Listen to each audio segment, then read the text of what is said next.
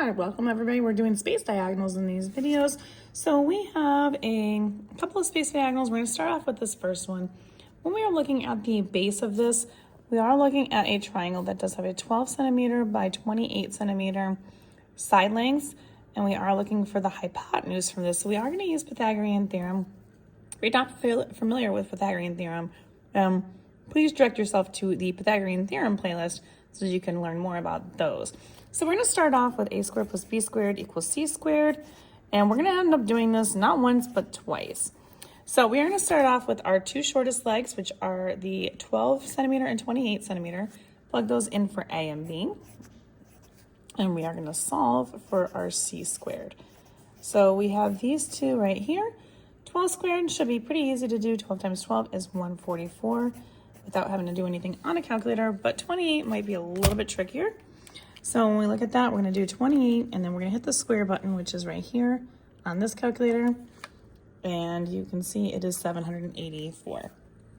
So we're going to put that in there, and then what we're going to do is add these two numbers together. 784 plus 144 is going to give me 928. So we have 928 is equal to c squared. In order to get c squared, to get c by itself, we need to square root. That's the inverse operation of squaring something. That's going to cancel the c squared part out and get our approximation of 928 square rooted. So you hit the second and then this button right down here, which is the square root button on this calculator. And we're going to do 928, and we're going to find out the approximate answer, which is 30.4.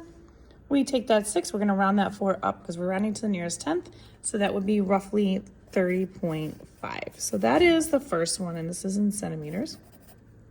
Now we're going to use that hypotenuse, and we're going to use that as a leg for our second one. So now this is 30.5, and we do have a height here of 16 as well. And so we're going to use the height of that as one leg, the 30.5 as the other leg, and we are going to find the hypotenuse of this right triangle. So we're going to do 16 squared plus 30.5 squared. We're going to have it equal c squared again, but this is now a new triangle. So if you're not familiar, 16 squared, we're going to do that just so you can see it, is 256.